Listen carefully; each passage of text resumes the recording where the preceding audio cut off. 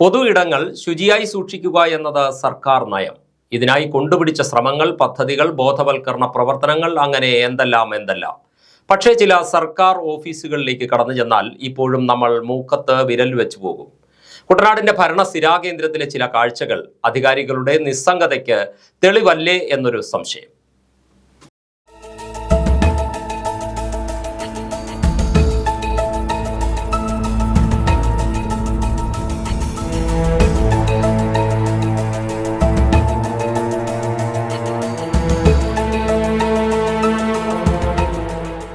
Mankombu mini civil station കുട്ടനാടിന്റെ ഭരണസ്ഥിരാ കേന്ദ്രം.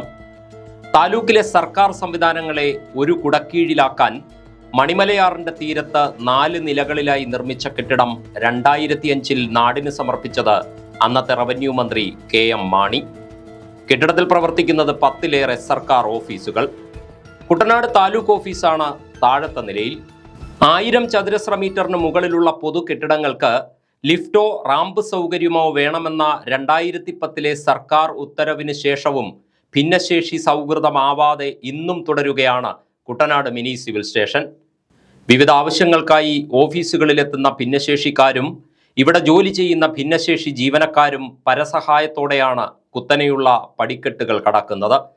നൂറുകണക്കിന് ആളുകൾ ദിനംപ്രതി എത്തുന്ന സിവിൽ സ്റ്റേഷന്റെ പരിസരത്തെങ്ങും ഒരു ശുചിമുറി സംവിധാനം പോലുമില്ല.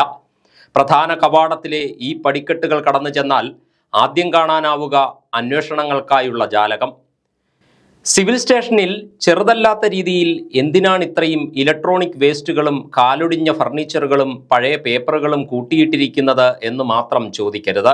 അതിനു മാത്രം ഈ കൗണ്ടറിൽ നിന്നും മറുപടി ഉണ്ടാവില്ല. വലതുവശത്തെ ചെറിയ കോണിപ്പടിക്ക് ഇടതുഭാഗത്തായി ശ്വാസം നിലച്ച കമ്പ്യൂട്ടറുകളുടെ ശവപ്പറമ്പ്. അവിടെ നിന്ന് പുറത്തേക്കൊരു നോട്ടം പായിച്ചാൽ മാലിന്യം അലക്ഷ്യമായി വലിച്ചെറിയരുതെന്ന സർക്കാർ വക ബോർഡ് കാണാം. അതിന് തൊട്ടു ചേർന്ന് പഴയ ടാങ്കുകളുടെ ശ്മശാനമാണ്. ഇനി വലിയ പടിക്കെട്ടുകളിലേക്ക് വരാം. Taluk supply office, irrigation assistant എഞ്ചിനീയറുടെ കാര്യാലയം, ഉപജില്ലാ വിദ്യാഭ്യാസ ഓഫീസ്, താലൂക്ക് വ്യവസായ office, employment exchange, resurvey office തുടങ്ങിയവയെല്ലാം ഇനിയുള്ള 3 നിലകളിലായാണ് പ്രവർത്തിക്കുന്നത്. കോണിപ്പടിയുടെ വശങ്ങളിൽ കാലൊടിഞ്ഞ കസേരകളുണ്ട്.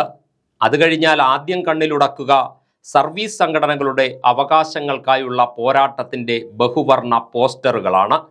ഇതൊക്കെ കാണുമ്പോൾ മാലിന്യ സംസ്കരണം നമ്മുടെ അവകാശവും കർത്തവ്യവുമാണെന്ന് ഇവരൊക്കെ മറന്നു പോകുന്നുണ്ടോ എന്നൊരു സംശയം ഇല്ലാതില്ല.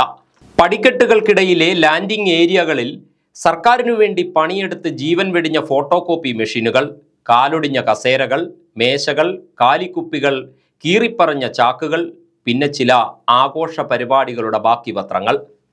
ദൈനംദിന ജൈവ അജൈവ മാലിന്യങ്ങൾ വേർതിരിച്ചിടാൻ വേസ്റ്റ് ബിന്നുകളുണ്ട്.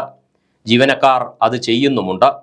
എന്നാൽ ഈ പുരാതനകാല അവശിഷ്ടങ്ങൾ മാത്രം നീക്കം ചെയ്യാൻ നടപടിയില്ല. അങ്ങകലെ മണിമലയാറ്റിൽ തുരുമ്പെടുത്ത് കിടക്കുന്ന ജലയാനം. സിവിൽ സ്റ്റേഷന് മുൻവശത്ത് ജലസേചന വകുപ്പിൻ്റെയും റവന്യൂ വകുപ്പിൻ്റെയും കട്ടപ്പുറത്ത് കുടിയിരുത്തിയ വാഹനങ്ങൾ.